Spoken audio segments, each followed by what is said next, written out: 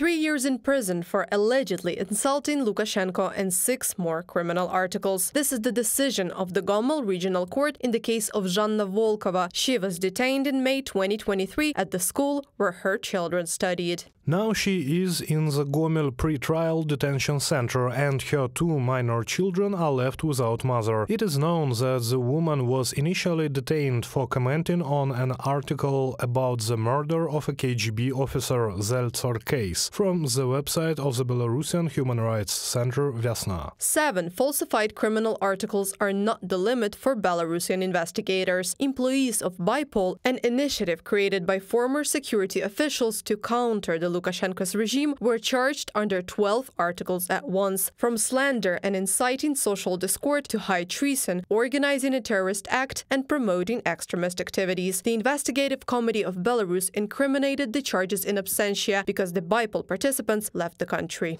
Civil society, at least public organizations, leaders and structures of civil society, they are also already outside Belarus. Almost all civil society organizations were destroyed, 2,000 organizations, and various ones from political and educational to protection of births of Belarus, right down to environmental ones, those that post no treat. 13 days of detention for reposting a publication of the Belarusian internet portal Zerkalo to the father of opposition, journalist and writer Sasha Filipenko. Resident of Mogilov also got 15 days of detention for subscription to the Polish-Belarusian language channel Belsat. People are brought to justice for such cases almost every day. The number of arrests increased because of the so-called elections, which the Lukashenko regime plans for February 2024. They come to everyone who speaks Belarusian, likes post on social media, wears glasses. I'm already hyperbolizing, but they come to those who seem to them to be suspicious elements of society. They are taken in for interrogation, sometimes for 12 hours, sometimes for 72 hours. They are conducting searches. If they find something democratic, like a subscription to Tsikhanovskaya channel, then they give a term, 2, 3, 5, 7 years or more. It's even impossible to find a lawyer because all lawyers have either had their licenses revoked or been sent to prison. Lawyers and Belarus are prosecuted so that people perceive lawlessness as a norm, says Natalia Matskevich, a defender of 2 participants in the 2020 presidential campaign, Viktor Barabika and Sergei Tikhanovsky.